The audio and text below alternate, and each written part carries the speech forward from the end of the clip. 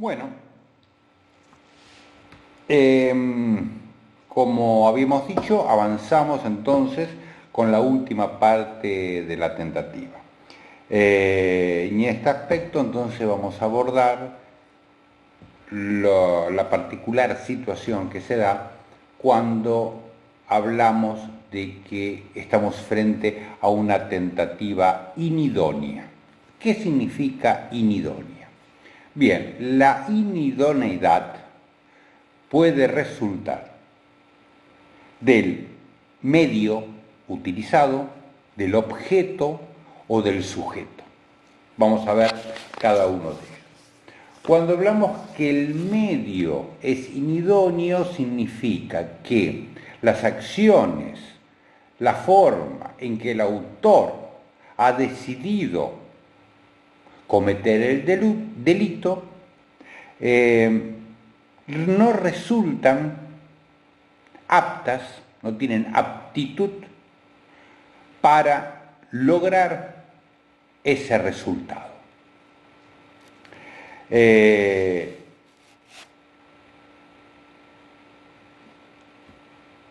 Yo tomo una hoja de papel, hago un bollo, me pongo frente a un vidrio blindex y tiro ese bollo armado con una hoja de papel contra el blindex, tratando de romperlo.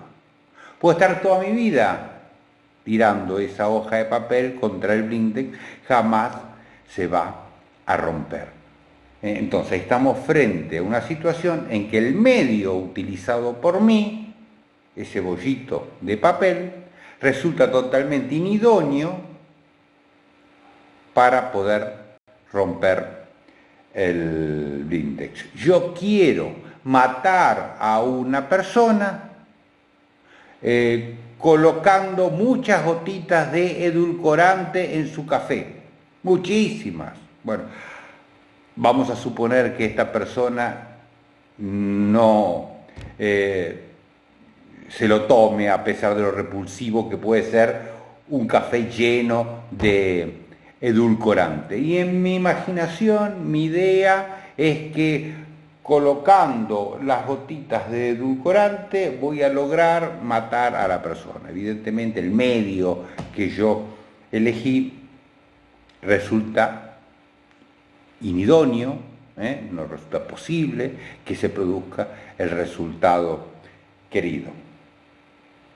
Después está la inidoneidad con respecto al objeto, porque el objeto no está, falta totalmente. Yo quiero matar a una persona que ya está muerta. No puedo, evidentemente, cumplir con mi cometido, el resultado, porque el delito de homicidio requiere de una persona que se encuentre viva.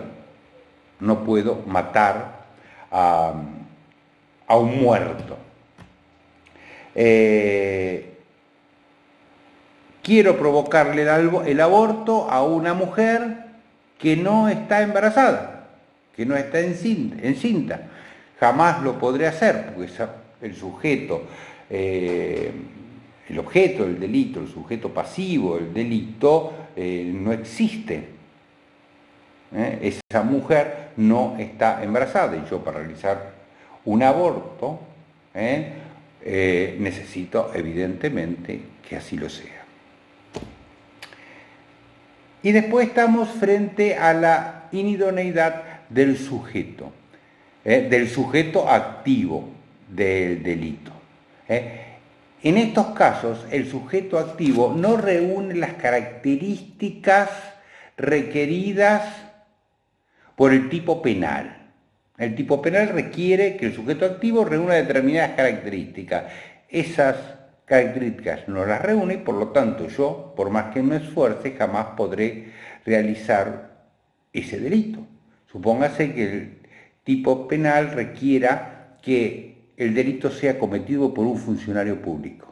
Si yo no soy funcionario público, por más que me esfuerce, jamás voy a poder cometer el delito. Imagínense que el delito requiera que el sujeto activo sea un médico. Si yo no soy médico, jamás podré cometer ese delito. Capaz que puedo cometer otros delitos relacionados, donde el sujeto activo sea indiferenciado.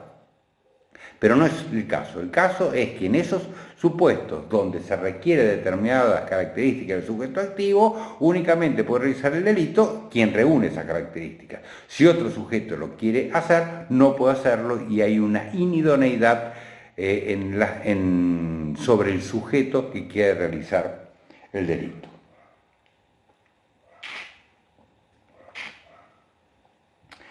Todos estos supuestos de inidoneidad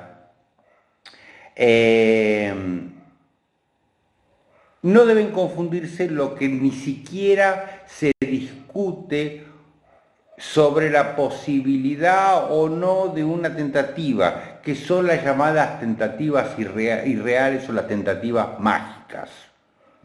Yo, por más que sea un convencido de que agarro un muñequito y pinchándolo voy a lograr matar a la persona, eso es una tentativa irreal, mágica, producto de mi imaginación. Eso ni siquiera entran dentro de la discusión de si resulta idóneo el sujeto, el objeto o el medio para realizar, para considerar que estamos frente a una tentativa o un delito imposible. Y justamente acá toda esta situación la estamos planteando porque el Código Penal nos pone en una difícil situación. ¿Por qué? Porque en la última parte del artículo 44 dice: si el delito fuera imposible, la pena se disminuirá en la mitad y podrá reducírsela al mínimo legal o eximirse de ella, según el grado de peligrosidad revelada por el delincuente. ¿Por qué nos pone en un brete? Nos pone en un brete porque este código, en principio, no tiene un tinte peligrosista muy importante, como lo tenían los códigos de la época en que fue sancionado el nuestro producto. Ustedes recordarán de la influencia de los peligrosistas, de Lombroso y toda su escuela, Lombroso, Ferri, Garófalo, que influenciaron notablemente los códigos de esa época para incluir la peligrosidad como un elemento importante para sancionar o castigar a los llamados delincuentes natos o delincuentes que no tenían la posibilidad de lo que luego se llamó reinserción o resociabilización social. Bueno, pero de hecho, este es uno de los pocos artículos que hay en el Código Penal donde, fíjense que no importa los principios básicos que hemos sustentado hasta este momento. El principio de legalidad, el principio de culpabilidad, el principio de lesividad, etcétera, etcétera. Acá no importa lo que el sujeto hace, sino la peligrosidad demostrada en determinadas conductas. Y eso provoca, debido a esa peligrosidad, una sanción penal. Y entonces estamos frente a ¿qué? A lo que se llama el delito imposible. Delito imposible es lo mismo que inidoneidad, como estuvimos hablando y diciendo. Bueno, acá hay una discusión doctrinal bastante importante. Los autores no están de acuerdo, muchos en este punto. Hay toda una discusión sobre si esa inidoneidad no se requiere que sea absoluta, sino relativa. Entonces ustedes van a estudiar y van a ver que cuando, por ejemplo, falta el objeto, no está la persona que resulta ser la futura víctima de un delito, si estamos frente a una inidoneidad absoluta o estamos frente a una tipicidad, muy complicado. Por ejemplo, yo les doy un par de ejemplos para que ustedes entiendan de qué estamos hablando. Si yo pongo una bomba en la casa de mi vecino porque lo quiero matar, ¿sí? Y la pongo la bomba y la programo para que estalle mañana. Efectivamente la bomba está ya bañada. Pero ¿qué pasa? Mi vecino hace 15 días que está veraneando en las grutas. Entonces, ¿estamos frente a una tentativa de homicidio? Efectivamente, el medio utilizado es idóneo, explotó la casa. Ahora, ¿el sujeto corrió algún peligro real? Y estaba a 500 kilómetros en las grutas bañándose, y mientras la casa estaba explotando. Entonces, ¿estamos frente realmente en estos casos a un delito imposible? Yo quiero el carterista, supónganse que sube arriba del colectivo y hurga en el bolsillo pensando que la persona tiene ahí su cartera. Y la persona no tiene ni cartera, ni plata, absolutamente nada. Va pelado viajando en el colectivo. ¿Hay una tentativa de hurto? ¿O por la falta de objeto? No hay billetera, no hay llave, no hay documentación, no hay dinero, no hay nada. Ante la falta de ese objeto que resulta necesario para que haya un hurto, su inexistencia provoca que estemos frente a un medio inidóneo, un delito imposible o directamente un caso de atipicidad por falta de el objeto necesario para cometer el delito. Bueno, todas estas discusiones resultan bastante intensas en el ámbito de la doctrina.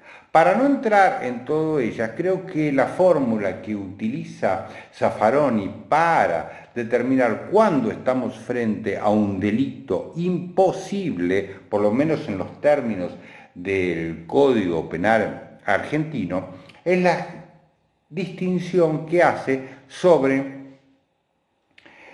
la inidoneidad observada ex ante y ex post. ¿Esto qué quiere decir?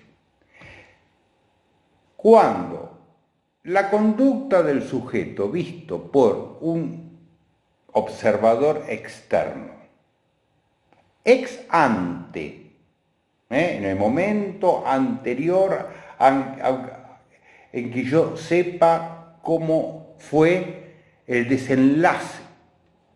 Yo lo observo a ese sujeto y veo que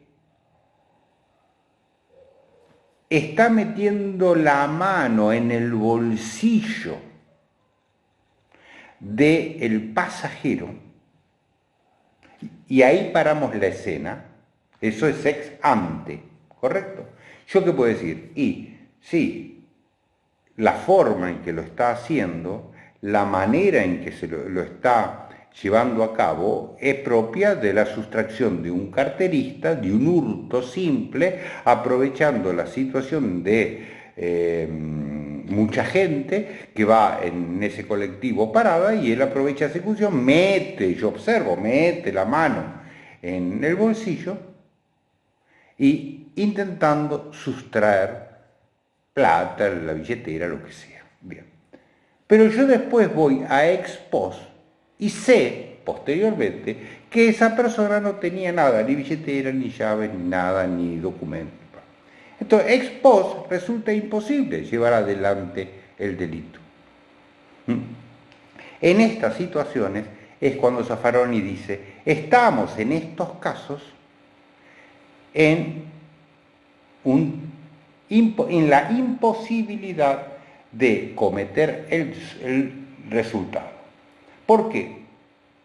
Porque ex post yo puedo determinar que resulta imposible que efectivamente se lleve adelante ese delito de acuerdo a los planes del sujeto. Ahora, ¿por qué es imposible? Es imposible porque lo sé posteriormente, pero visto anteriormente era posible, y de ahí la peligrosidad que permite sostener que le puedo aplicar una sanción al sujeto por ese riesgo que él introduce, ese peligro que él introduce o esa perturbación social por la conducta del sujeto. Entonces, yo veo a una persona que está durmiendo, voy y la apuñalo. Ex ante lo que hago, ¿da la impresión de que estemos frente a un delito? Nadie lo dudaría. Yo entro sigilosamente en la habitación con el cuchillo en la mano, me acerco al sujeto y empiezo a apuñalarlo. Después me doy cuenta, ex post, sabemos todos que ese sujeto ya estaba muerto de antes, 24 horas antes, porque tuvo un ataque cardíaco y quedó muerto durmiendo en la cama. Yo, que soy quien lo quiero asesinar, no lo sabía y por lo tanto voy a matarlo. ¿Puedo matarlo o no? Porque no tengo el objeto del delito. No tengo a la víctima, al sujeto pasivo de ese delito, a una persona viva, está muerta.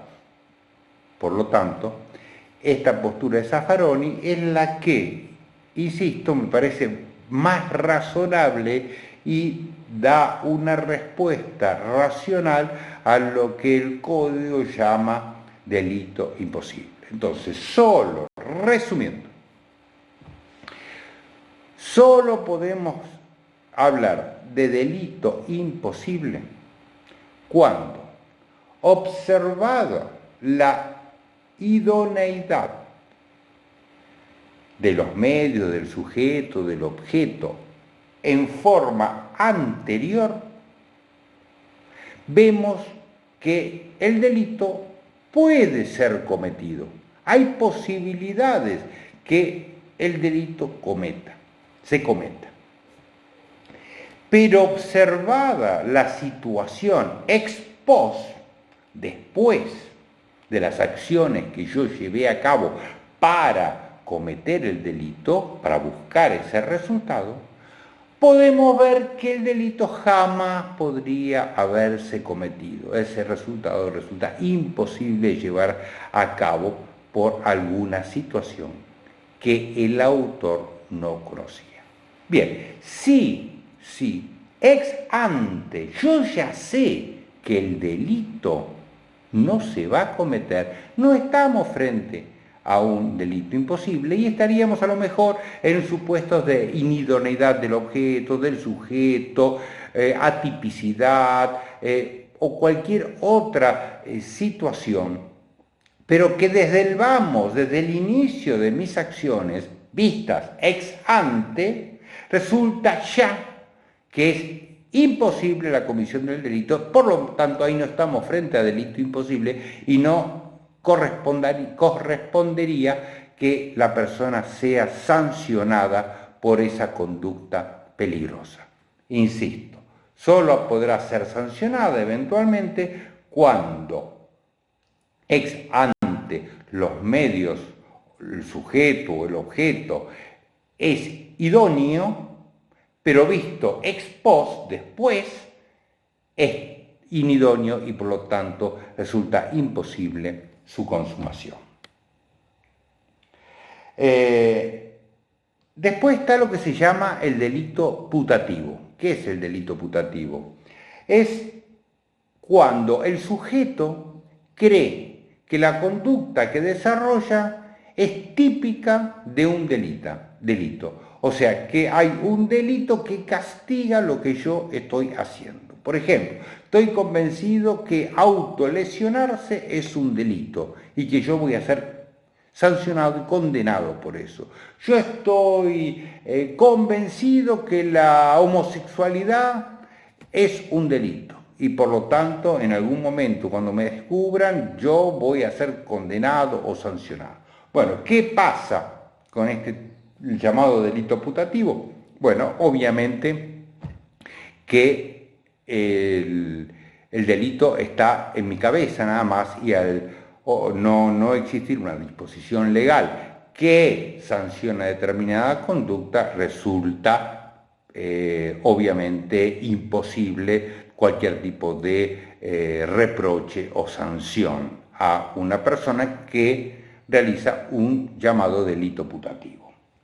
El delito experimental es otra situación, también muy discutida, yo la voy a resumir en esta breve exposición, pero bueno, para el que le interese puede ampliarlo. Y estuvo muy de moda en nuestro país hace unos años atrás, eran formas de delito experimental. El delito experimental es cuando yo pongo como el anzuelo, creo el escenario para que la persona cree que está cometiendo un delito y de hecho si muerde el anzuelo va a estar cometiendo un delito, pero yo lo tengo todo controlado, porque por eso se llama delito experimental. Yo sé que efectivamente nunca va a poder terminar de cometerlo o lograr el resultado porque lo tengo yo totalmente bajo control. Ustedes recuerdan que hace muchos años había en varios programas televisivos hacían cámaras ocultas de funcionarios a lo cual se le proponía coimas o actos de corrupción y luego los filmaban y entonces les llevaban dinero marcado y filmaban cuando el funcionario aceptaba. Entonces, experimentar porque ponían a prueba al sujeto activo y lo inducían para cometer el delito para luego atraparlo o agarrarlo. O supuestos como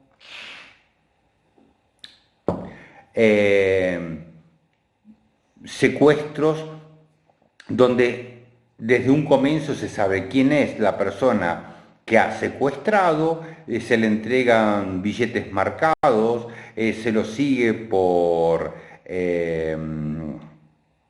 medios electrónicos, o sea, y se le ha, digamos, puesto en situación para que lleve adelante ese delito, pero en definitiva no lo va a poder conseguir porque está todo armado para que efectivamente esa persona sea descubierta sin que pueda realizar ni cometer el delito. Bueno, acá en estos casos hay dos posturas. Uno, que estamos frente a un delito imposible, justamente, porque ex ante todo lo que hace el sujeto da la sensación de que efectivamente los medios son, y los medios utilizados, o el objeto o el sujeto están en condiciones efectivamente para lograr ese resultado, pero visto después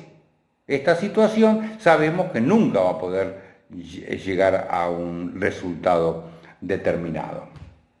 Entonces, para algunos estamos frente a un delito imposible. En cambio, para otros estamos frente a una tentativa. ¿Por qué? Porque dicen, nunca se tiene todo cerrado como para asegurar que ese resultado a producir sea imposible.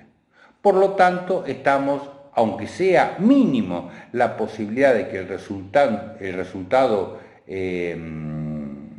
sea producido, se cometa el delito, estamos, por lo tanto, ante esa mínima posibilidad, frente a una tentativa. Bueno, y vamos llegando a la última parte ya. Vamos a mirar el Código Penal. En el artículo 43, fíjense ustedes, que dice, el autor de la tentativa no estará sujeto a pena cuando desistiere voluntariamente del delito. El autor de la tentativa no estará sujeto a pena cuando desistiere voluntario del delito. Bien, autor de la tentativa. O sea, ya hay comienzo de ejecución. La persona, el sujeto, está cometiendo un delito, está en el intercrímenes. Ya debe ser castigado. Y ustedes me preguntarán, ¿y entonces por qué este artículo 43? Es lo que algún autor ha llamado tender el puente de plata al sujeto que está cometiendo el delito. ¿Qué significa poner el puente de plata? Le está diciendo al sujeto, mire, acá usted está allá en el intercrímenes y está cometiendo un delito. Es su última posibilidad para frenarse, para parar, para retroceder y no cometa el delito. Reflexione, hombre, le dice la ley. Piense lo que hace. Está por matar, está por estafar, está por robar, está por secuestrar. Si usted se para, si usted no sigue adelante, si no produce el resultado del tipo penal, yo no le aplico ninguna pena. Bueno, ¿qué es esto? Esto se llama excusa absolutoria. Es una excusa absolutoria que entra dentro del ámbito de la punibilidad y significa que razones de política criminal, o hay razones, mejor dicho, de política criminal, que hacen que se le brinde la posibilidad al sujeto de no ser penado si cumple determinado requisito. En este caso es que no cometa el delito, que desista. Ahora, este desistimiento evidentemente reúne o debe reunir determinados requisitos para que sea válido y produzca que la persona que ya está cometiendo un delito, está en plena tentativa, sea, entre comillas, porque no es un supuesto de perdón, sea perdonado por el Estado al estar cometiendo un delito. Insisto, entre comillas, perdonado porque no es un perdón. Perdón es otra cosa. El perdón es cuando cuando la víctima de un delito perdona al sujeto activo. Esto es el Estado, que por razones de política criminal le dice al sujeto, aproveche la oportunidad que le doy, le tiendo el puente de plata, suba a hacer puente de plata y no cometa el delito, no siga avanzando. Bien, ¿cómo debe ser? Debe reunir tres requisitos el desistimiento para ser válido. El primer requisito es omitir, frenarse de continuar aquellos actos tendientes a lograr el resultado o la consumación del delito. El segundo es la voluntariedad del desistimiento. Lo que algún autor dice, desisto porque quiero. Cualquier otra forma de desistimiento no es considerado por la ley válido. Yo voy a cometer el delito y de repente veo que el banco al cual yo voy a robar, de repente colocaron más guardias de lo que habitualmente había. Entonces yo no avanzo en la comisión del delito. No avanzo, eso no es un desistimiento voluntario, eso es porque las circunstancias han cambiado y entonces yo me digo, no, esto no lo voy a hacer ahora porque si no me va a agarrar la policía, ¿correcto? El desistimiento es voluntario y ese desistimiento voluntario yo no lo hago. ¿Por qué no lo hago? Porque me arrepentí, porque sea la razón que sea, pero ese desistimiento que debe ser voluntario tiene que ser definitivo. No, no, ahora está muy cuidado el banco, entonces mejor vuelvo mañana. Eso no es un desistimiento, ¿correcto? Entonces, insisto, el desistimiento debe reunir tres condiciones. No sigo realizando conductas que van a provocar determinado resultado. Paro, me freno. Segundo, ese desistimiento debe ser voluntario. El autor decir realmente hasta acá llegué, me retiro. Y definitivo ese desistimiento. O sea, no es que prorrogo o postergo la comisión del delito. Bien. Pero ¿qué pasa? Y ya con esto terminamos. ¿Qué pasa con las situaciones donde hay una tentativa acabada? ¿Recuerdan ustedes? Tentativa inacabada, tentativa acabada. En la tentativa inacabada se aplica esto que dije ahora, sobre todo el punto 1, porque faltan conductas, actos que yo debo realizar para lograr ese resultado. ¿Correcto? En el momento en que voy a matar a la persona, a acuchillarla, desisto, no, me voy, no continúo, hasta acá, llegué, qué locura voy a hacer, me subo al puente de plata y me voy. Entonces desistí voluntariamente de la comisión del delito. Bien. Pero faltaban actos, yo todavía lo tenía que apuñalar para lograr el resultado. Pero ¿qué pasa en las tentativas acabadas? Yo realizo todo para que el resultado se produzca. Yo pongo una bomba en el coche para cuando suba la futura víctima, al encender el arranque, explota. Yo ya hice todo. Lo único